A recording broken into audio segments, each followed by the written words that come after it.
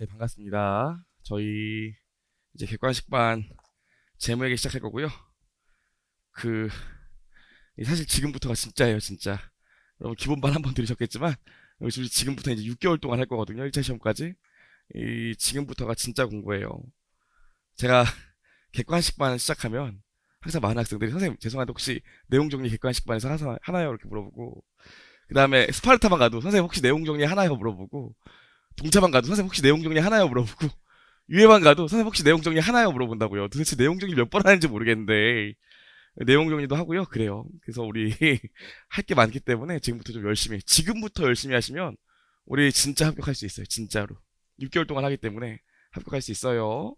일단 OT를 좀 봐야 되는데 이 세무사 1차 시험 재무회계 특징을 좀 보셔야 되는데 이 회계사는 진짜 솔직히 말씀드리면 그 전형적인 문제가 나오지 뭐 새로운 문제 잘 안 나와요. 최근 몇 년 동안은 그랬는데 이 세무사 시험 같은 경우에는 도대체 왜 그런지 모르겠는데 주제도 좀 다양하고 안 나왔던 유형들이 계속 나오고 있어요. 진짜로 계속해서 이 작년 기출 문제인데 주식기준 보상거래거든요. 우리 주식기준 보상거래도 사실 익숙하지 않은데 3개짜리 물어보고 뭐 현물출자 막 이런 것까지 다 물어봤기 때문에 실제로 시험장에서 여러분들이 이거 봤을 때 그 충격이란 이로 말로 다 못하죠. 실제 시험장에 이런 문제 나오면 어떻게 할 거예요? 안 풀 거예요? 그럼 난 뭐가 돼? 그죠? 당연히 안 풀어야죠. 그쵸? 잘하셨어요. 이런 문제들은 당연히 안 풀어야 돼요. 시험장에서 처음 보는 유형을 여러분들이 아무리 열심히 공부해도 풀 수가 없어요. 그건 무조건이에요. 저 정도 빼고는 아무도 못 풀어요. 그래서 여러분 근데 걱정하지 말게 보통 신유형 비중이 30% 정도밖에 안 돼요. 30% 정도밖에. 70%는 늘 나왔던 거 나오거든요. 그래서 여러분들 앞으로 객관식 하면서 여태까지 출제했던 문제들을 정확히 풀 수 있는 연습하는 게 제일 중요하지. 내가 신유형에 대한 응용력을 키우겠다. 그러면 장수하셔야 돼요. 근데 문제가 뭐냐면 이렇게 얘기하면 당연히 여러분들이 풀 수 있는 걸 풀면 되겠다 이렇게 생각을 하는데 그렇진 않아요.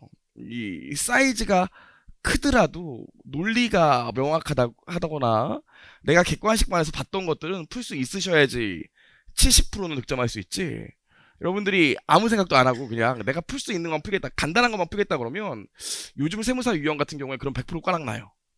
그렇죠? 새로운 유형도 많이 나오기 때문에 그래서 이 정도면 좀 벅차지 않을까 이런 문제도 내가 연습을 해야 풀 수 있어요. 물론 올해는 조금 쉽게 나올 것 같긴 하지만 그래서 여러분들이 내가 일단 이 객관식에서 풀었던 문제는 100%풀 수 있도록 좀 노력을 해야겠다 이런 생각을 하시고 신유형에는 너무 신경 쓰실 필요 없어요. 그렇죠? 그게 제일 중요한 얘기고 이 두 번째로 좀 보면 회계사 시험이 아니라 저희 세무사 시험이기 때문에 한 문제가 1분이거든요. 저희가 객관식부터는 한 문제를 1분에 풀 수 있어야 되는데 사실 한 문제를 1분에 못 풀죠. 우리 어떻게 풀어요? 우리가 선택법에서 한 20분 끊고 나머지 20분을 여기 갖다 써야 되기 때문에 그럼 60분에 40문제니까 1분 30초 정도에 우리가 할 수 있어야 된다고요. 근데 또 우리가 제끼는 문제들 있잖아요. 그러니까 한 문제 한 2분 정도 생각하시고 푸시면 돼요. 그렇죠? 한 문제 1분에 푸는 건 아니에요. 그렇죠? 뭐 문제 세이브 할 수 있는 아주 간단한 문제들도 있고 말 문제들도 있고 그 다음에 우리가 아예 제끼는 문제도 있기 때문에 실질적으로 한 문제를 2분 내외 한 2분에서 2분 한 20초? 30초? 요 정도로 끊을 수 있으면 속도는 적당한 거예요. 그런 건 너무 걱정 안 하셔도 되는데 문제는 문제 자체 사이즈가 되게 크게 나온다는 거예요. 요즘 저희 세무사는 보시면 이게 전환사채 문제인데 옛날에는 전환사채가 나오면 그냥 전환권 대가를 묻거나 이자 비용을 묻거나 전환 시점에 자본 증가액 주발초를 묻거나 하는데 요즘 보기를 보면 다 묻는다고요. 다 이렇게 X1년, X2년, X3년, X4년 다 물어보기 때문에 여러분들이 전체 구조를 알고 빨리 못 풀면 이 한 문제 푸는데 2분도 훌쩍 넘어요. 그래서 좀 명확히 풀 수 있는 연습을 하셔야 되고 사이즈 큰 문제에 의외로 좀 연습을 하셔야 돼요. 그렇죠? 그러려면 우리가 어떻게 해야 됩니까? 너무 왁구 위주로 풀면 안 돼요. 저도 왁구 되게 많이 얘기할 건데 객관식에서는 왁구 같은 거 많이 얘기해야 여러분들이 흥미가 담기기 때문에 많이 얘기할 거지만 요즘 저희 세무사 시험에 왁구로 풀 수 있는 문제가 몇 개 안 돼요. 솔직히 말씀드리면 전체를 다 알아야 풀 수 있는 문제들이 많이 나오기 때문에 그래서 전체 구조를 좀 아는 연습을 많이 해야겠구나 이런 생각을 좀 하셔야 되고 프린터 안 갖고 오신 분은 프린터 받아가셔야 되고요. 그런 생각을 좀 하셔야 되고 세 번째로 출제 유형인데 올해 세무사 1차 시험에 중급 1 11문제 나오고요. 중급 2 14문제 나왔어요. 물론 수익을 어디로 놓느냐에 따라서 요게 14, 요게 11가 될 수 있는데 반반씩 나왔어요. 고급 회계가 안 나왔죠. 고급회계는 이게 나왔다가 안 나왔다 그러는데 한 문제 나왔다, 두 문제 나왔다, 세 문제 나왔다 안 나오고 한 문제 나왔다, 두 문제 나왔다, 세 문제 나왔다 안 나오고 이런 식인데 작년에 안 나왔기 때문에 올해는 나올 거예요. 올해는 근데 고급회계는 너무 걱정하지 마시고 나중에 특강으로 저한테 4시간만 들으면 당연히 무조건 한 문제 맞출 수 있어요. 걱정하지 마시고 제가 하고 싶은 얘기는 뭐냐면 난이도는 중급회계 원이 훨씬 어려웠어요. 이번 기출문제도 그랬고 올해도 그랬고 작년에도 그랬고 그래서 여러분들 이 세무사 공부하시는 분들 중에 가장 큰 특징 중에 하나가 중급회계 2 너무 어려워. 인도니까 기본 강의 때 중급회계 2 문자 찍고 막 난리도 아니었어. 난 중급회계 1 제끼려고 뭐 이런 생각하실 수 있는데 중급회계 1을 생각보다 맞추기가 쉽지가 않아요. 여러분 전환사채 맞춘 확률이 재고재산 맞춘 확률보다 더 높아요. 그래서 중급회계 2를 잘 하셔야 돼요. 그렇죠? 그래서 우리 일정이 있는데 유형자산까지만 좀 자세히 하고 중급회계 1 빨리 끝내고 중급회계 2를 좀 집중할 거예요. 중급회계 2가 중요해요. 2가. 그렇죠? 그런 생각을 좀 하셔야 되고 그렇죠? 그래서 고급회계랑 중급회계 2랑 고급회계 버리면 100% 꽈락 나요. 100% 공부를 좀 하셔야 되고 다만 이 문제가 뭐냐면 옛날에 저 아는 친구 중에 그 객관식반 기본 강의 하나도 안 듣고 객관식반부터 이제 정말 차변 대변만 하는데 객관식반에 들어온 친구 있었거든요. 그 친구 중급회계 2를 더 잘했어요. 왁구만 외워서 풀었으니까. 그쵸? 웃을 게 아닌 게 근데 그애 1차 떨어졌죠. 근데 웃긴 건 그 다음에 걔만 동차했다는 거예요. 예, 그런데 제가 하고 싶은 얘기가 뭐냐면 그 친구가 그 요즘이었으면 몇 개 못 맞췄을 거라고요. 중급회계 2도 요즘에는 왁구 위주로 나오는 게 아니라 여러 가지를 물어보기 때문에 중급회계 2도 정확히 좀 공부를 하셔야 돼요. 정확히 그 얘기를 좀 하고 싶고 중급회계 2를 잘하자. 이게 되게 중요한 얘기고요. 두 번째로는 최근 난이도 상승 및 신유형 증가로 시간 압박이 진짜 심해요. 이건 작년 문제인데 이 유형자산이거든요. 우리 유형자산 누구나 풀 수 있다고 생각하자. 자신 있잖아요, 우리. 그쵸? 보면은 기중에 취득했다고요.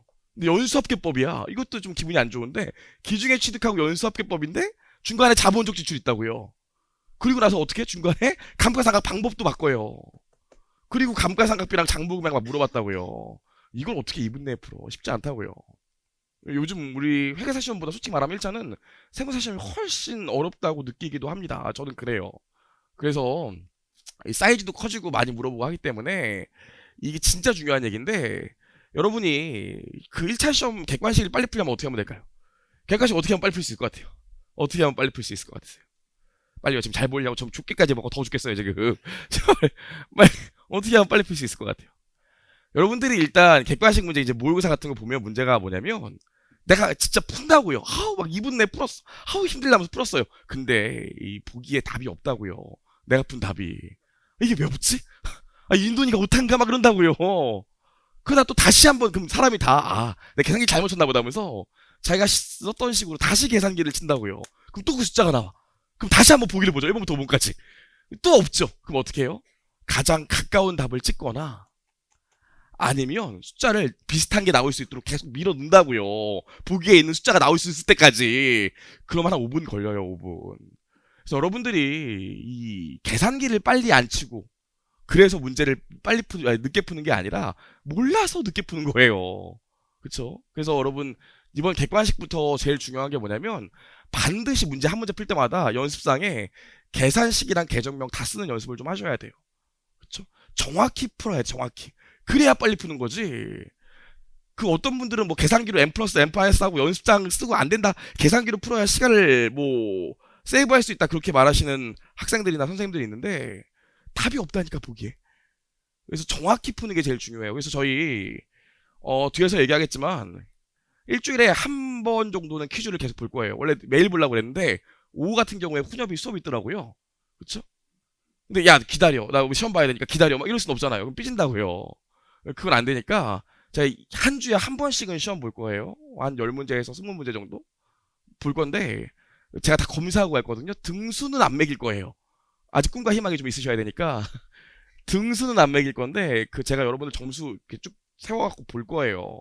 그럼 제가 틀린 거 갖고 뭐라 그러지 않아요. 표정은 안 좋겠지만 근데 계산 과정을 좀 열심히 써야 돼요. 정확히 쓰는 연습 그게 제일 중요해요. 정확히 쓰는 연습 그걸 하셔야 되고 그럼 시간 조절은 언제 해요? 이런 생각을 하시는데 시간 조절은 시험 한 달 정도 남았을 때 그때부터 해도 돼요. 스파르타가 뭐 문제 많이 풀기 때문에 걱정 안 하셔도 되고, 지금은 빨리 푸는 것보다 정확히 푸는 거에 목점을 두고 수업을 진행한다, 그 생각을 꼭 하셔야 돼요. 시간 조절은 나중에 알아서 돼요. 진짜로. 여기까지 됐고요. 그래요. 그래서 가장 좋은 시간 압박은, 극복은 정확히 아는 것이다. 그렇죠. 정확히 푸는 거죠. 여기까지 얘기했고요. 그래서 우리 1차 시험에 특징 좀 봤는데, 아무튼 요즘 어려워요. 이 세무회계 세법 중요한데, 1차는 어차피 말문제이기 때문에 세법 외우고 국기법 좀 외우면 맞춰요. 그쵸? 꽈락은 절대 안 나온다고요. 근데 이 회계학 같은 경우에 요즘 문제 사이즈가 어려우기 때문에 대충 공부하면 100% 꽈락 나와요. 공부 좀 열심히 하셔야 되고, 두 번째로 저희 목적인데요. 일단 저희 과정이 객관식 수업, 스파르타 유학 강의, 그 다음에 주말 GS 이렇게 있는데, 일단 객관식은 정확히 푸는 법이랑 왁구 숙제 할 거예요. 그래서 여러분 이 객관식 끝나고 나면 각 챕터, 각 주제별로 풀이법들을 뭐 각자 노트가 됐던 어디가 됐던 다 적어놓고 그 풀이법 위주로 이제 숫자 넣는 연습을 할 수 있도록 풀이법을 다 세팅시켜 놔야 돼요. 그게 우리 객관식반 목적이에요. 그쵸? 그쵸? 왁구도 당연히 가르칠 거고요. 왁구. 제가 또 왁구 좋아하니까. 그 다음에 스파르타 우리 지나가면 요약 강의를 낮에 하는데 다 들을 필요는 없어요. 그때부터는 웬간하면 진도표에 맞게 수업을 할 거기 때문에, 잘하시는 분들은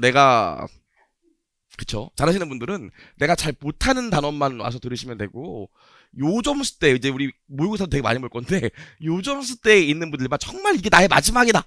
라는 생각으로 요약 강의 진행할 거니까, 요 때도 또 들어서 정리하지, 그런 생각은 안 하시는 게 좋아요. 요 때는 정말, 마지막이다, 이런 분들만 하실 거고요. 우리 시간 연습이랑 신유형은 요때 문제를 계속 풀 거니까 전혀 걱정 안 하셔도 돼요. 여러분들 이제 객관식만 하고 퀴즈 하면 맨날 찾아와서 저한테 물어보는 게 10명 중에 9명 그거죠. 선생님, 시간이 너무 부족해요. 시간을 좀 더 주시죠. 시간이 부족해요.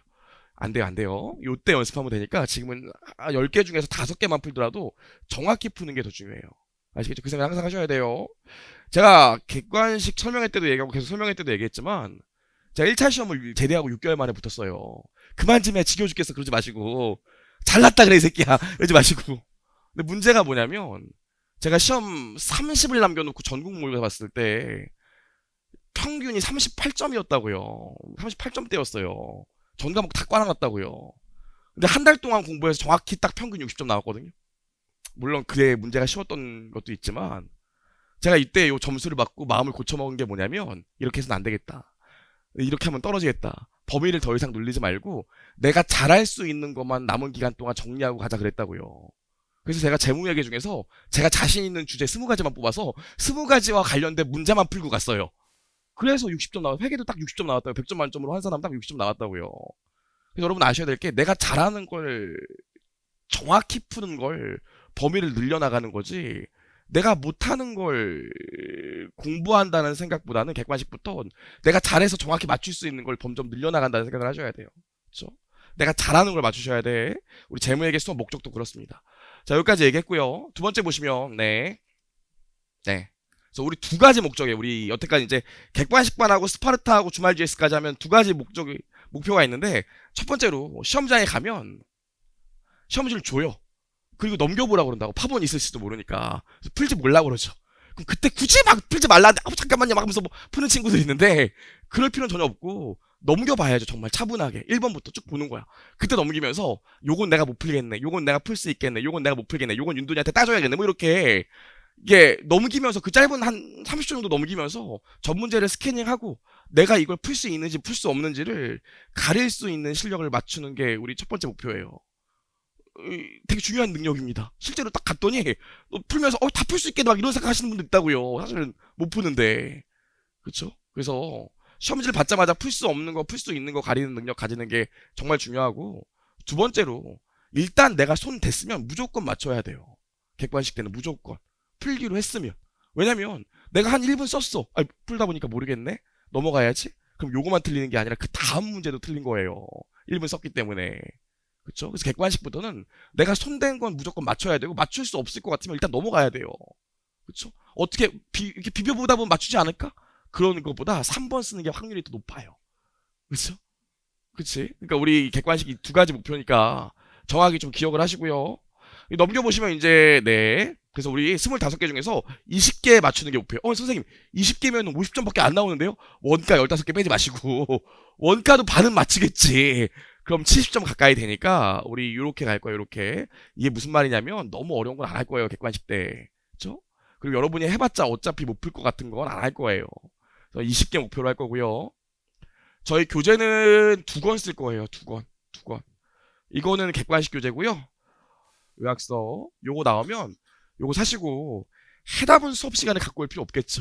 해답 따로 나왔으니까 요거만 갖고 오시면 되고, 제가 책을 2권 팔려고 이렇게 요약서 놔둔 게 아니라 여러분 이제 지금부터 공부하는 게 사실 진짜거든요. 지금부터 정리하는 게 진짜라고요. 우리가 요약서 갖고 이 객관식 때만 보는 게 아니라 나중에 2차 때, 동차 때도 보고 유예 때도 보고 이럴 거기 때문에 그 지금부터 이제 요약서에 단권화를 시켜야 돼요. 선생님 저는 이미 단권화 시킨 게 있는데요. 그럼 안 사셔도 돼요. 여러분 갖고 다니시면 되지 뭐 그거.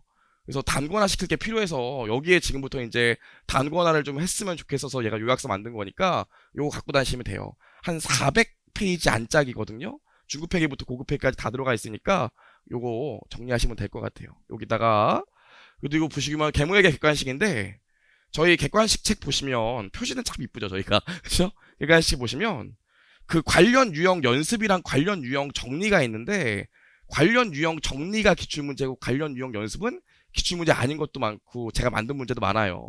수업은 관련 유형 정리만 풀 거예요. 여러분 수업 이제 집에 가서 복습하실 때 관련 유형 연습으로 복습하시면 돼요. 아시겠죠? 그렇게 복습을 하시면 되고, 쭉 넘겨보시면 모의고사 10회가 있어요.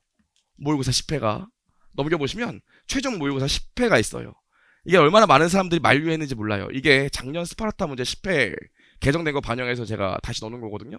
작년 스파르타 문제예요. 모의고사 10회가 있는데 괜히 또 오버해서 지금 모의고사 10회 풀려고 하면 영혼이 나갈 수 있어요. 그렇죠? 이건 나중에 다 풀고 나서 객관식 종강할 때쯤 한번 풀어보시면 돼요. 내가 아직도 많이 부족하다는 걸 느낄 수 있을 거예요. 실제로 작년에 요거 보고 재작년에도 요 정도 문제로 봤었는데 요거 문제 풀어서 50점 원전이 나온다. 그럼 되게 잘하신 거예요. 저희 스파르타 때 문제 좀 어려웠거든요. 그래서 요거 1회부터 10회까지 있는데 한 중간에 1, 2회 정도는 쉬운데 일반적으로 내가 50점 넘었다. 그럼 되게 잘하신 거니까 만족하시면 돼요. 그렇죠? 좋아요. 그래서 이렇게 진행을 할 거고, 그래서 수업은 요약서랑 객관식 잘 쓸 거고, 요때 필기해 놓은 게 2차 때, 동차 때도 똑같은 내용을 제가 또 얘기할 거니까 단권화 시켜놓으면 훨씬 나을 거예요. 꼭 여기다 단권화를 좀 시켜주셨으면 좋겠고요. 개념책에 개정된 것도 반영해 놨어요. 여기도 요약서에도 다 반영해 놨으니까 뭐 내년, 내후년까지 쓰실 일은 없겠지만 그래요. 그러니까 걱정 안 하셔도 되고. 좋아요. 저희 수업 진행을 보면 88시간이죠? 22회 하는데 고급회계는 별도로 할 거예요. 왜냐면 저희가 고급회계를 별로 하루에 한 회의 시간을 내서 하기에는 너무 아까워요. 그래서 고급회계는 별도로 특강할 건데 일반적으로 스파르타반 때 특강하는데 그럴 수도 있고 이번에 그냥 날 잡아서 주말에 할 수도 있고 그래요. 고급회계는 별도로 할 거예요. 별도로. 그렇죠? 하시고 4시간 수업하고 퀴즈는 주 1회 볼 거고요. 점수는 안 매기지만 이렇게 줄 세워서 연습장에 보고 갈 거예요. 그래서 연습장에 예쁘게 쓰는 연습을 진짜 하셔야 돼. 이제부터는 진짜로 이렇게 진행을 할 거고요. 그 다음에 이론 정리를 당연히 하겠죠. 이론 정리하고 관련 유형 정리 풀이하고 이렇게 진행할 거예요. 이렇게 진행할 거고요. 개념 체계가 개정이 됐습니까 안 됐습니까? 한번 물어보죠. 개념 체계 개정이 됐어요 안 됐어요? 너한테 배웠는데 네가 얘기 안 했잖아. 그쵸? 제가 얘기 안 했죠. 개념체계가 아직 개정 안 됐어요. 공표가 돼야 개정된 거지. 내년 초에 개정된다고 한국회계기준원에 써 있어요. 내년 초부터 적용한다고. 개념체계가 근데 기준이 아닌데 뭘 적용한다는지 모르겠는데 적용한다고 써 있어요. 거기 뭐라고 써 있냐면 2019년 2분기에 공표된다고 써 있거든요. 지금 몇 분기예요? 지금 3분기 지나서 이제 4분기예요. 제가 엊그저께도 교수님 통해서 전화해봤는데 걔네들도 올해는 사실 모르겠어요. 막 이러고 있어서 아직 공표가 안 됐어요. 공표가 안 돼서 가리킬 수가 없어요. 물론 다른 선생님들 개정 강의 찍어놓은 것도 있지만 좋습니다. 공표가 안 됐다고 우리 시험 나올 때까지도, 시험 볼 때까지도 공표가 안 될 수도 있어요. 진짜야. 그래서 다른 학원 같은 경우에는 일단 새 개정으로 일단 개정된 내용으로 책을 쓰고 공표가 우리 시험 볼 때까지 안 되면 예전 기준서로 반영된 예전 책자를 추록으로 준다고 하는 선생님들도 있다고요. 저도 같은 생각이에요. 그래서 이거 공표되고 나면 일주 내에 바로 특강할 거니까 전혀 걱정하지 마세요. 책에도 이미 다 반영돼 있어요. 개정되어 있는 내용이. 그래서 걱정하지 마시고. 솔직히 말씀드리면 안 나와요. 봐봐. 아직 공표 안 됐지. 그럼 올해 크리스마스쯤 공표된다고 칩시다. 시험 4월에 했으니까 3월 말쯤에 3월 중순이나 3월 말쯤에 시험 문제 낸다고요. 3개월 정도 이제 공표되고 나서 올해 연말에 공표가 되면 개념책에 개정되고 나서 3개월 정도 있다가 문제 출제 들어간다고요. 교수님들 개정책에 뭐 바뀌었는지 알지도 못해요. 진짜 알지도 못해요. 강사 정도만 알아요. 그렇죠? 여러분 수업 들으면 여러분 정도만 알지 교수님도 모른다고요. 못 나와요. 우리 작년에 수익 개정됐을 때 그렇게 제가 열심히 가르쳤는데 한 문제도 안 나왔어요. 개정된 첫 때. 그러니까 걱정하지 마시고 이거 보고 여러분 바쁠 것 같으면 저 혼자 찍을 수도 있어요. 그리고 마지막에 얘기할 거예요. 3번입니다. 이렇게. 그렇죠? 앞에 연속으로 3번이 3번 있었으면 1번이고요. 앞에 3번이 없었으면 3번입니다. 이렇게 얘기할 거니까 너무 걱정하지 마세요. 그렇죠? 2차 때 나올 수도 있잖아요. 이걸 어떻게 2차째 내요? 개념체계를. 걱정하지 마시고 이건 나중에 공표되면 바로 특강할 거지만 저희 요약서나 문제집에는 개정된 거 다 반영돼 있으니까 너무 걱정하지 마세요. 나중에 하시면 돼. 나중에. 안 나와 그리고. 좋아요. 여기까지 말씀드렸고요. 우리 당부의 말씀은요. 이 진짜 중요한 얘기인데 진짜 한 회도 예외 없이 진짜 야 내가 너 떨어지면 내 손에 장을 씻는다. 근데 떨어지는 친구 있고요. 선생님 저 붙었어요. 그런데 제가 흠칫 놀란다고요. 축하해 축하해. 막 깜짝 놀라고 그래요. 속으로 대박 막 이런다고요. 어떻게 네가 막 이런 그럴 때가 있어요. 이게 여러분 저희가 지금부터 6개월 동안 하는 거잖아요. 그쵸? 6개월 동안. 지금 객관식 스파르타까지 다 하면 거의 6개월이에요. 지금부터 객관식만 한다고. 떨어지는 게 이상해요.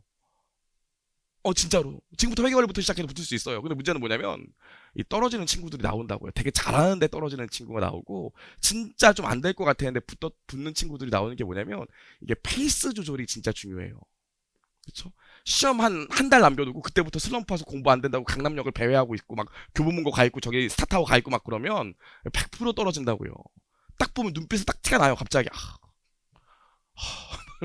막 여기 복도를 막 배회 막 노트북 계속 인터넷 하고 있다고요. 막 계속 핸드폰으로 할 수 있는데 그래서 막 만나 선생님 공부가 너무 안 돼요. 그러면 제가 어떡하냐 그러지만 속으로 이거 어쩌면 떨어지겠네 이런 생각 든다고. 그럼 100% 떨어져요. 여러분들 컨디션 관리를 잘 하셔야 돼요. 아직 롱텀이잖아요. 그래서 너무 열심히 하시는 것도 좋지만 주말엔 좀 쉬시고 우리 5일 수업하잖아요. 5일 동안만 열심히 공부해서 6개월 동안 꾸준히 할 수 있는 게 제일 중요해요. 괜히 또 오버하신다고 지금 객관식 개강했다고 막 하루 12시간씩 막 새벽 2시까지 공부하고 그러실 필요 전혀 없어요. 몸이 버텨낼 수 있는 순간까지만 하면 돼요. 우리가 언제 열심히 해야 돼? 언제가 진짜 중요해요. 언제가? 시험 막판 3주 남았을 때부터 열심히 하시면 돼요. 그땐 이제 약 먹고 하는 거죠. 그쵸? 잠 안 자고. 마지막에 되면 이런다고요, 저한테. 선생님, 시간이 진짜 너무 없어요. 진짜, 시간이 너무 없어 죽겠어요. 어떡하죠? 잠을 줄여야지. 그건 어쩔 수가 없어요. 또 지금 빵 먹고 있지 말고, 빨리 공부해, 그런다고요. 그쵸? 이건 저를 위한 보상이라서 어쩔 수가 없어. 막 이러지 마시고. 그래서 여러분 아셔야 될 게, 컨디션 조절이 진짜 중요해요. 너무 오버페이스 하지 마시고, 몸이 감당할 수 있는 정도까지만 하세요. 그래야 롱런 할 수 있어요. 제가 얘기하지만, 저희 수업 다 듣고 시험 다 보면, 주말 GS 다 보면, 당연히 붙어요. 이제 6개월 정도 남았기 때문에. 떨어지면 찾아오세요. 그래요. 찾아오세요. 그죠? 그러니까 붙을 수 있으니까 지금부터 우리 하면 돼. 아시겠죠? 그쵸? 컨디션 조절만 잘 하시면 돼요.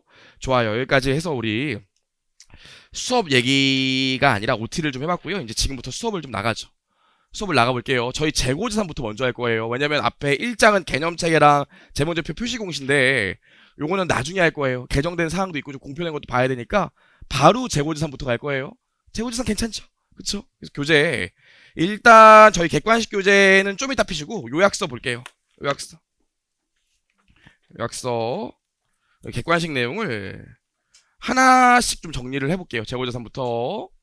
자, 일단 저희 객관식에 나와 있지만 재고지산 기출 여태까지 패턴을 보면 항상 2문제 정도 나왔어요. 항상 매년 2문제 나왔어요. 매년 저희 세무사는 회계사도 그랬고 작년에 한 문제 나왔다 그러는데 이게 사실 수익이 3문제 나오는 바람에 이게 수익일지 재고자산일지 애매한 것들을 제가 수익으로 넣어서 그런데 사실 올해도 2문제 나온 거예요.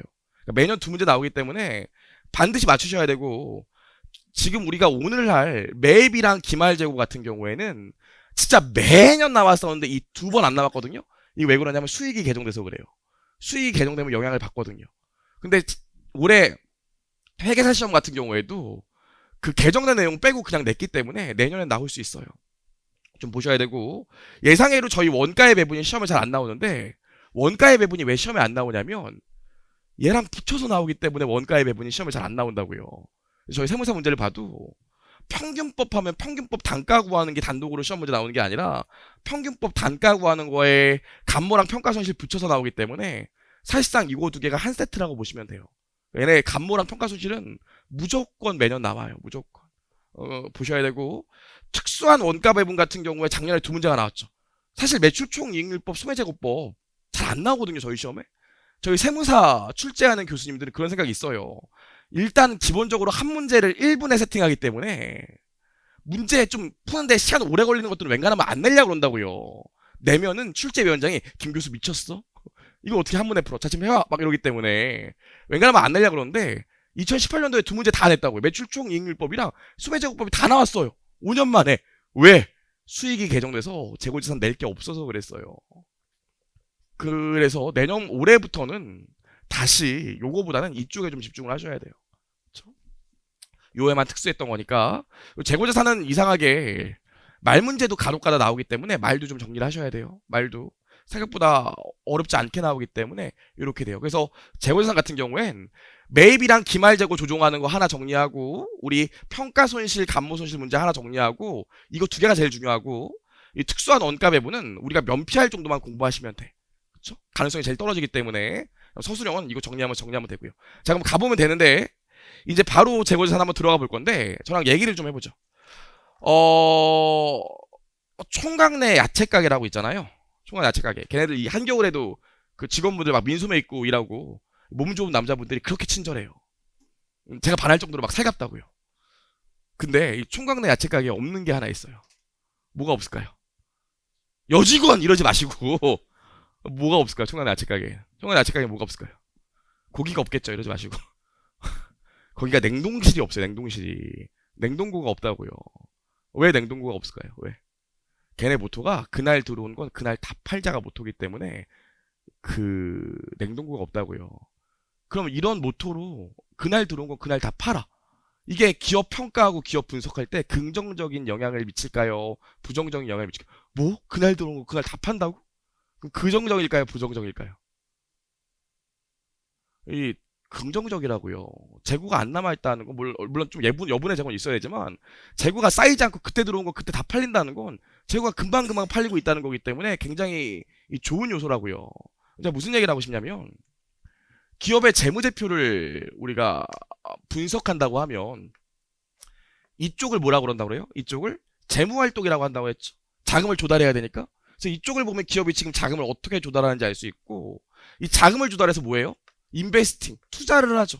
유형자산, 투자자산, 투자부동산. 그런 얘기 한다고요. 그쵸?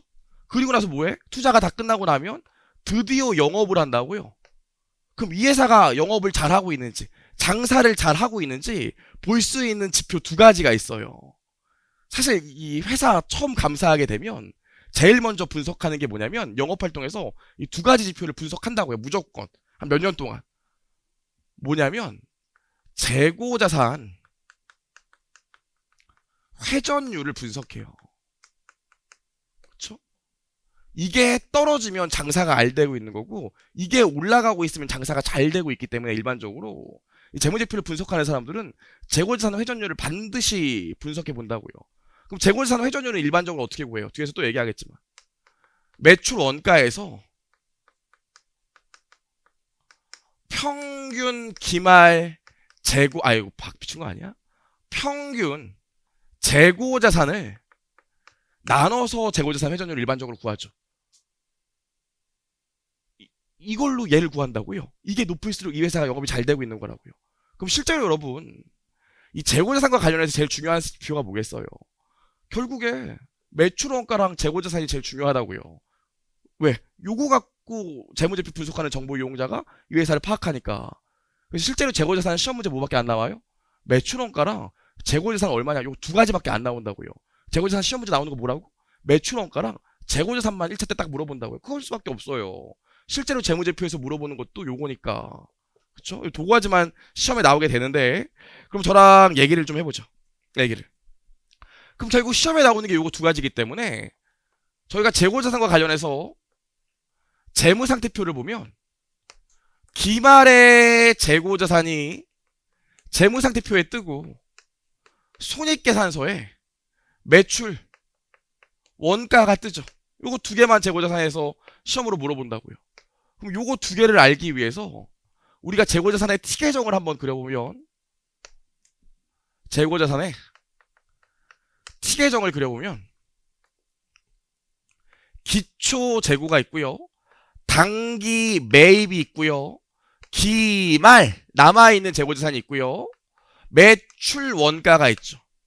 이거 두 개 더한 걸 우리가 뭐라고 그래요? 이거 두 개 더한 걸. 용어가 중요하진 않지만 이거 두 개 더한 걸 뭐라고 그럽니까? 그쵸?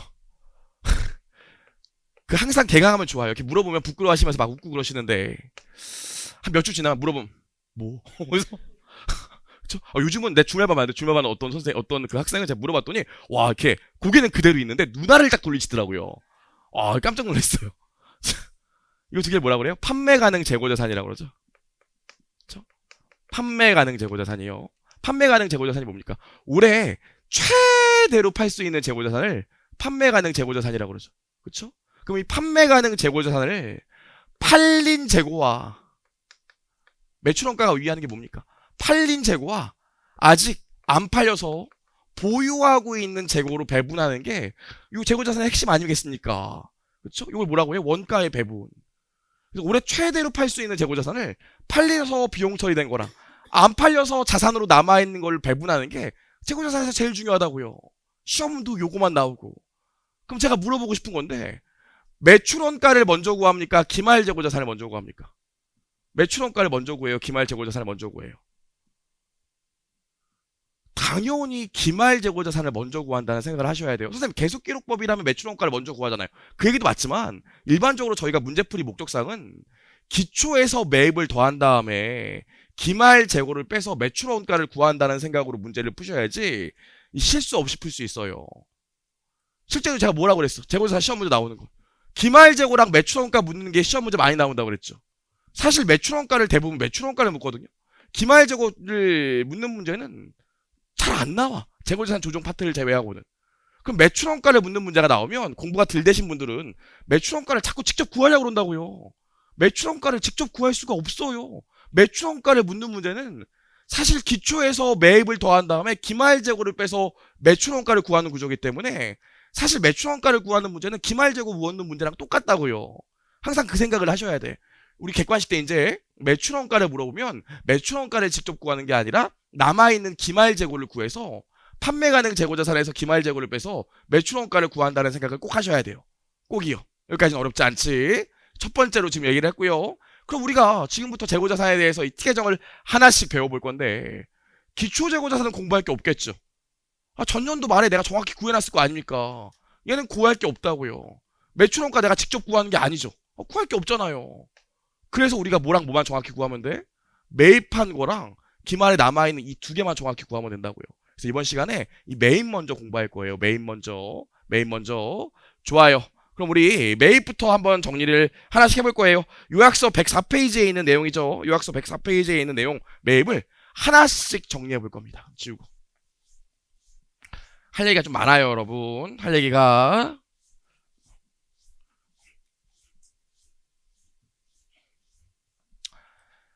자, 보시면 우리가 지금 매입을 볼 건데 여기 보시면 매입, 재고자산의 매입. 이 매입으로 들어갈 금액, 이 취득원가는 아시면 알겠지만 매입 원가 더하기 전환 원가 더하기 기타 원가가 있는데 기타 원가는 뭡니까? 쉬운 것부터 정리해보시죠. 기타 원가 뭐예요? 재고자산이 현재 장소, 현재 상태에 이르게 하는데 들어가는 지출이 기타 원가라고요. 그럼 말이 애매하잖아. 그래서 제가 뭐라고 그랬어요? 기본 강의 때 애들 때 기타 원가는. 아니 아파트를 분양하는데 워낙 고가의 아파트야. 그럼 이 분양받은 사람이 저는 인테리어를 아파트 이렇게 하지 말고 이렇게 해주세요. 그래서 아파트 한 채마다 그 고객들이 원하는 걸로 디자인을 해줬대요. 이 들어가는 디자인 원가가 기타 원가예요. 또 출판사 같은 경우에 편집 저 같은 경우에도 이거 책 쓸 때 이 알바 하신 친구한테 돈 꽤 많이 준 건 아니지만 더 주고 싶었지만 그래도 제 기준으로 꽤 많이 줬어요. 그쵸? 너무 잘해가지고 돈을 계속 올려줬거든요. 너무 고마워서. 그럼 그 친구한테 준 돈 이거 뭘로 들어갈까요? 책 나오기 전에 이 책이 지금 오타 없이 나올 수 있게 교정 알바 시켰다고요. 돈이 만약에 한 200 들어갔다고 할게요. 실제로 200 들어가진 않았지만 200 들어갔다고 할게요. 그게 기타 원가라고요. 팔 수 있는 상태가 될 수 있도록 추가적으로 들어간 지출이 다 기타 원가예요. 기타 원가는 실제로 시험 문제 문구에 나온 적이 뭐가 있냐면 셀프 스터디 8번을 보시면 셀프 스터디 8번이 한번 나왔죠. 특정 고객을 위한 비제조 간접 원가, 제품 디자인 원가도 재고자산 원가에 포함될 수 있음. 실제로 기출이 됐어요. 어렵지 않죠? 이게 기타 원가 얘기하는 거라고요. 제가 여러분이라면 여기 가로치고 기타 원가라고 쓸 것 같은데, 그렇죠? 가로치고 기타 원가라고 좀 쓸 것 같아요. 그래서 기타 원가까지는 우리가 얘기했고요. 너무 쉬우니까. 그럼 두 번째로 보시면 우리 뭐가 있냐면 전환원가가 있는데 전환원가는 여러분 뭐 전문가잖아요. 윤희 형이 얘기했을 거 아닙니까?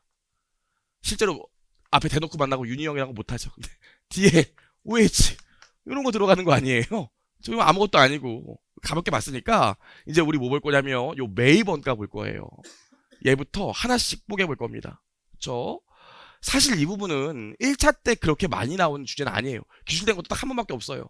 나중에 2차 때도 충분히 이거 갖고 내용이 어렵게 나올 수 있으니까 나온 김에 좀 정리를 해보면 이 매입 원가를 보면 첫 번째로 나오는 게 매입 가격이 있어요. 매입 가격이 뭐예요? 내가 돈 주고 산 걸 매입 가격이라고 하죠. 그렇죠? 지불한 돈을 매입 가격이라고 해요. 근데 매입 가격과 관련해서 여러분 하나 알 게 있어요. 뭐냐면 유의적인 금융 요소죠. 유의적인 금융 요소. 별게 아니잖아요. 유의적인 금융 요소가 뭡니까? 이거죠. 내가 1년 후 지금 물건을 내가 매입했어. 물건을 매입했는데 대금을 1년 후에 지급한대요. 지급하는 금액이 100원이래요. 자, 요 경우에 나는 언제 매입으로 회계 처리합니까? 아무것도 아니잖아요. 언제 매입으로 회계 처리해요? 당연히 구입했을 때 회계 처리하죠. 그래서 요때 외상으로 구입했으니까 매입 채무라고 회계 처리하고 반대쪽에 계속기록법이 아니라 실질재고조사법이라면 매입이라고 쓰고 계속기록법이라면 그냥 재고라고 쓰겠지. 이게 매입이라고 쓸 때 요거 어떤 금액이 와요? 1번 1년 후에 100원 받으니까 100원 2번 후 2번 에이 그건 아니겠지. 현재가치 쓰겠지. 뭐 씁니까? 당연히 현재가치 쓰죠.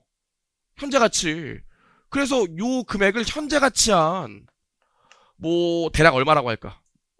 한 90원쯤 기재할 거라고요. 현재가치 평가한 90원쯤 매입으로 기재할 거라고요. 그쵸? 그래서 유의적인 금융요소라는 게 결국 뭐야? 이게 현재가치 평가라는 소리 아니겠습니까? 그쵸? 이건 다 알죠? 그럼 나중에 어떻게 해? 대금 지급할 때. 나중에 대금 지급할 때, 아이고. 대금 지급할 때, 현금 100원이 빠지고, 매입 채무 90원이 빠지면서, 요거 10원은 이자 비용 처리하잖아요. 그쵸? 이거 현재가치 평가 왜? 아니 외상으로 샀을 때나 지금 당장 현금으로 샀을 때나 매입으로 꽂히는 금액은 똑같이 하고 그쵸? 내가 돈을 남의 돈을 1년 동안 썼기 때문에 그 대가에 대한 이자 비용은 별도로 표기하기 위해서 현재가치 평가하는 거 아닙니까? 이거 다 아는 얘기인데 그래서 현재가치 평가를 반드시 해주셔야 되는데 실제로 요즘에 2차 시험 같은 경우에는 이렇게만 나오는 게 아니라 조금 더 어렵게 나온다고요. 우리도 나올 수 있으니까 한 번만 정리해 볼게요. 물건을 구입하는데 이렇게 하는 경우가 있다. 이렇게 어떻게 구입하냐면 이렇게 여기가 10월 1일이야. 그리고 여기가 3월 31일이에요. 여기가 12월 31일이고 이때 물건을 구입했어. 매입. 그리고 이때 대금을 지급하는데 이때 지급하는 금액이 100원이래요. 어렵지 않죠? 근데 이때 현재가치 평가했더니 80원이래. 물건 외상으로 구입했더니 여기까지 따라오시죠. 어렵지 않지? 다른 거래 아무것도 없었어. X1년도에 단기손익의 미치냐가 얼마입니까? 단기손익의 미치냐가 얼마예요? 요 경우에 있어요 없어요? 지금 구입만 했어요. 외상으로 구입했다고. 그리고 나서 X 1년 말에 회계 처리할 거 있어요, 없어요? 손익에 미친 영향 있어요, 없어요? 있어요, 없어요? 있죠. 왜? 지금 내가 지금 회계 처리를 하면 매입 채무로 80원 오고 매입으로 80원 올 건데 지금 부채 80원 잡아놨는데 1년 후에 돈 100원 나가기 때문에 이자 비용 20원 계산된다고요. 1년 동안 이자 비용 20원 있는 거 아니야. 근데 지금 몇 개월 지났어요? 6개월 지났으니까 발생 주기에 따라 12월 31일 날 6개월에 대한 이자 비용 얼마? 10원. 매입 채무 10원 잡아주는 회계 처리를 해주셔야 된다고요. 이해하시죠? 무슨 말인지. 내가 지금 외상으로 80원짜리 샀는데 1년 후에 100원 주기 때문에 전체적으로 이자 비용이 20원 발생하잖아요. 1년 동안. 근데 12월 31일 날 결산 수정 무게를 해줘야 되는데 6개월이 지났기 때문에 요 올해 발생한 6개월치만큼의 이자 비용은 올해 손익계산서에 들어가야 된다고요. 이해하시죠? 무슨 말씀인지. 그렇죠? 저희 세무사 2차 시험에는 요거와 관련된 게 지금 2번 기출됐기 때문에 최근에 우리 1차 시험에도 나올 수 있으니까 여기까지는 기억하셔야 돼. 여러분 요 내용 제가 지금 105페이지 셀프 스터디 10번에 분개 다 끊어놨어요. 셀프 스터디 10번에. 그쵸? 끊어놨으니까 제가 여러분이라면 적어도 요 정도는 거기 같이 필기해 놓을 것 같아요. 선생님 더 이상 필기할 필요가 없어서 왁구북 만든 거 아니니까. 그러게요. 그쵸? 좀 써놓을게요. 나중에 2차 때도 똑같은 얘기 또 할 거예요. 따라오시겠어요? 그래서 실제로 재고자산 매입과 관련해서 지금 우리가 얼마 주고 재고자산을 구입했냐, 구입한 재고자산을 얼마로 기록할 것인가, 그 얘기를 하고 있는데, 첫 번째로 매입 가격에 유의적인 금융요소가 포함되어 있으면 현재 가치 평가한다. 여기까지만 알지 말고 대금 구입, 물건 구입했을 때랑 대금 지급했을 때 사이에 결산일이 있다면 그 사이에 이자 비용 인식하는 것도 꼭 기억해 줬으면 좋겠어요. 여기까지 괜찮죠? 할 수 있죠? 좋아. 여러분 제가 팁을 하나 드릴게요. 혹시나 해서 얘기하는데 우리 결국에는 여러분 듣고 결국엔 다 외우다 보면 이해가 돼요. 무슨 얘기하고 싶냐면 그 아주 쉬운 것만 객관식 때 할 수는 없어요. 문제가 어떻게 나올지 모르기 때문에 작년처럼 나오면 아주 쉽게 하면 다 꽈락이라고요. 제가 얘기할 건데 지금 이해가 안 되면 그냥 적어놓고 나중에 이런 얘기를 제가 3번은 더 해요. 너무 불안해하지 말고 적어놓으세요. 그렇죠? 좋아. 자 여기까지 해서 매입 가격까지 봤고요. 두 번째 얘기를 해보죠. 당연한 얘기인데 지금 나온 김에 좀 해보죠. 자 여기까지 해서 지금 매입 가격 얘기했고 우리 지금 여기 포함되는 애들이 얘기를 하고 있는데 두 번째로 뭐 볼 거냐면 애누리, 환출, 그 다음에 할인 볼 거예요. 그쵸? 요거 애누리, 환출, 할인 볼 건데 처음이자 마지막으로 요거 회계처리 기본 강의 때도 했지만 한 번만 더 적어드릴게요. 한 번만 하고 싶은 얘기가 있으니까. 그럼 애누리, 환출이 뭡니까? 물건을 샀더니 파손이나 결함이 있어서 값을 깎아달라고 그런 거 아니겠어요? 그건 애누리고 파손이나 결함이 있어서 아예 반품시킨 게 환출이죠. 그럼 이거 회계처리 어떻게 합니까? 자 보세요. 내가 물건을 구입했을 때 외상으로 구입했어요.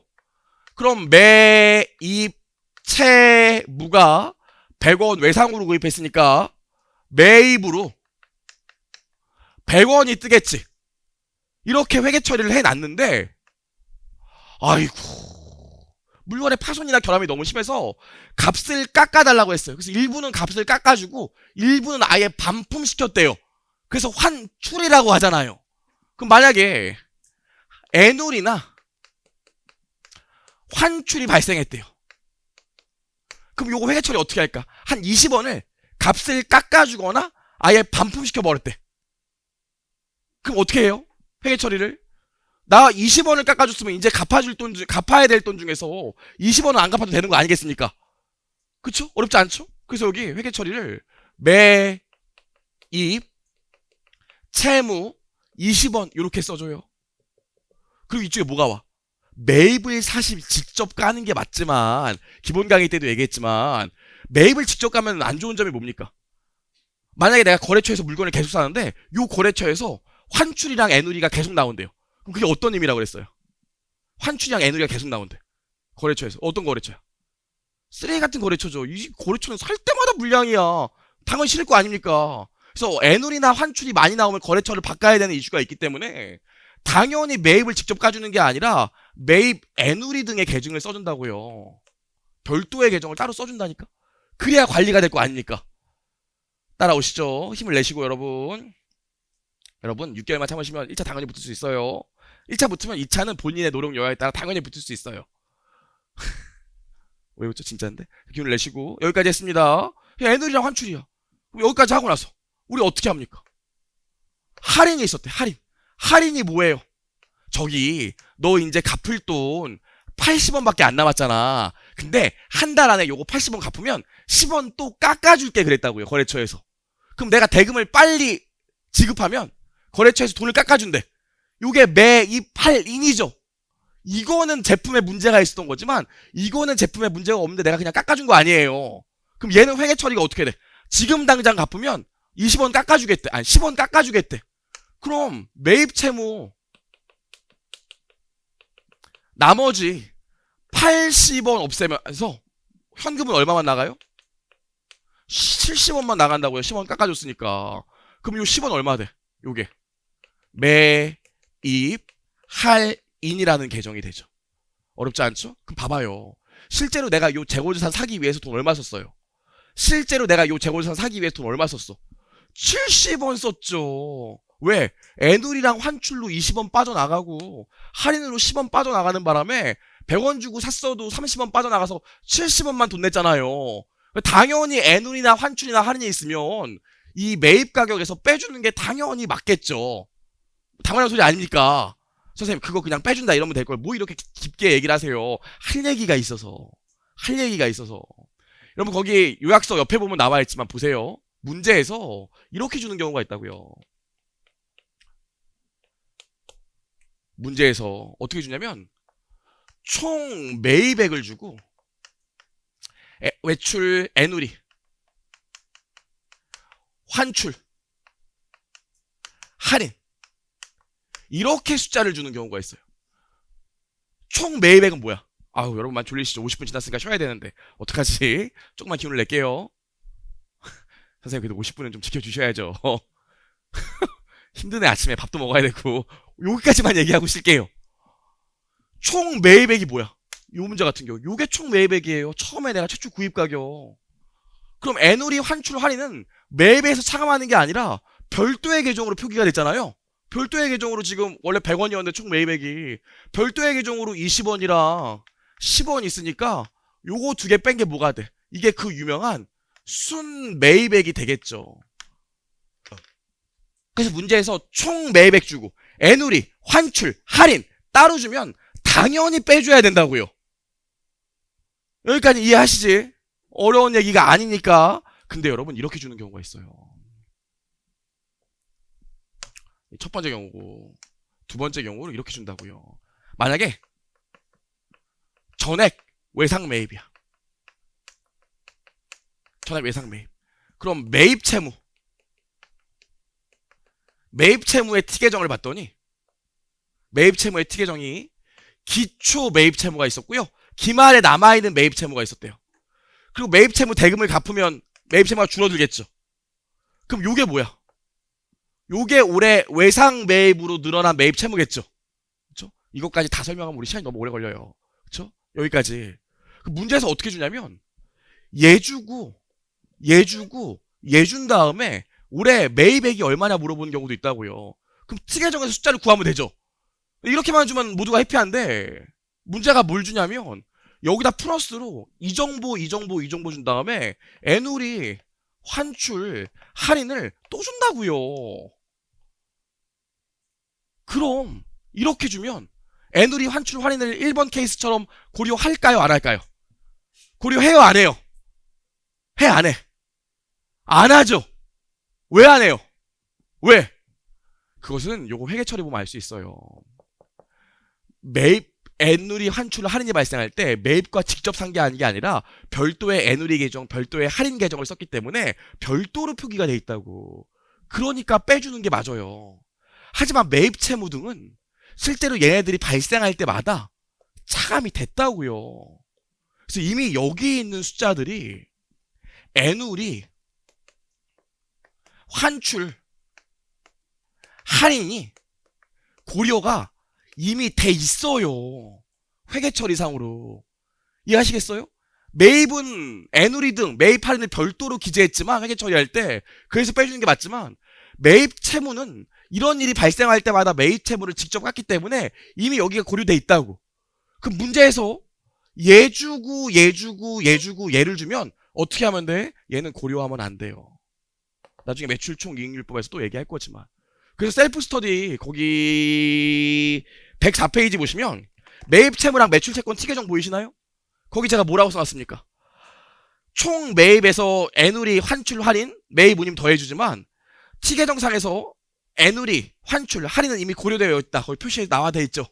그렇죠? 이거 꼭 기억하셔야 돼. 요 난론리 나중에 매출총 이익률법에서 또 얘기할 거니까. 여기까지 괜찮죠? 좋아요. 여기까지 얘기를 좀 해봤습니다. 좋아요. 여기까지. 그래서 우리 여기까지 얘기했는데 아까 셀프 스터디 9번도 잠깐만 볼게요. 셀프 스터디 9번을 보면 지금 요거 금융요소 재고자산을 후불 조건으로 취득하는 경우에 계약이 실질적으로 금융요소를 포함하고 있다면 금융요소는 금융이 이루어지는 기간 동안 이자 비용으로 인식한다. 요것도 좀 체크를 하시고 기본적으로 셀프 스터디에 있는 문구는 다 기출이 한 번씩은 됐으니까 제가 같이 읽어드리는 건 꼭 체크하셔야 돼요. 그렇죠? 9번 맞죠? 9번? 아니 9번이 아닌가? 아 10번이네요. 죄송해요. 10번 이게 왜 여기 나와있지? 10번이요. 여기까지 봤고요. 우리 3번 하나만 더 얘기하고 갈게요. 요거 말고도 또 뭐가 있습니까? 세 번째로 리베이트가 있거든요. 리베이트는 뭡니까? 그냥 볼게요. A 회사가 있고 B 회사가 있는데 A 회사가 B 회사한테 재화를 팔았어요. 그러면서 B 회사가 A 회사한테 100억을 줬대요. 그랬더니 A 회사가 너무 고맙다고 관계 유지를 위해서 캐시백으로 10억을 돌려줬대요. 요 10억이 뭐예요? 요게 리베이트죠. 어렵지 않잖아요. 그쵸? 요게 리베이트라고요. 그럼 요 리베이트 같은 거 어렵게 생각하지 말고 B회사 입장에서 그럼 100억 주고 10억 돌려받았으니까 요 재고자산 사는데 진짜로 돈 얼마 썼어요? 90억 썼죠. 그럼 당연히 매입가액도 90억 들어가야 되는 거 아니겠습니까? 당연한 소리 아니겠어요? 그래서 리베이트는 당연히 매입 금액에서 차감하는 게 맞는데 당연한 소리고 얘는 나중에 고객과의 계약에서 생기는 수익인식 5단계에서 고객에게 재활용 영역을 제공하고 지급받은 대가에서 한 번 더 얘기할 거니까 일단은 여기서는 여기까지만 얘기하고 하나만 기억하면 돼. 리베이트 말문제가 한번 나왔거든요. 말문제 문구만 좀 봐야 되는데 셀프 스터디 4번에 나와있죠. 셀프 스터디 4번 보시면 리베이트의 경우 회사가 리베이트에 따른 대가 수령 시 별도의 수익으로 회계 처리하였어도 반드시 매입가액에서 차감해 주셔야 돼요. 받은 쪽에서 웬일이야? 나 100억 줬는데 10억 돌려줬네. 아싸. 현금 수익 잡았어도 수익을 잡는 게 아니라 매입에서 차감해 줘야 된다고. 아시겠죠? 계산 문제가 나올 게 아니라 말 문제로 나올까봐 정리하는 거니까 좀 기억을 하시면 좋을 것 같습니다. 좋아요. 우리 여기까지 해서 아주 간단한 얘기까지 했고요. 여러분 표정이 진짜 쉬었으면 좋겠어 하는 표정이니까 잠깐 쉬었다가 또 진행할게요. 잠깐 쉬겠습니다.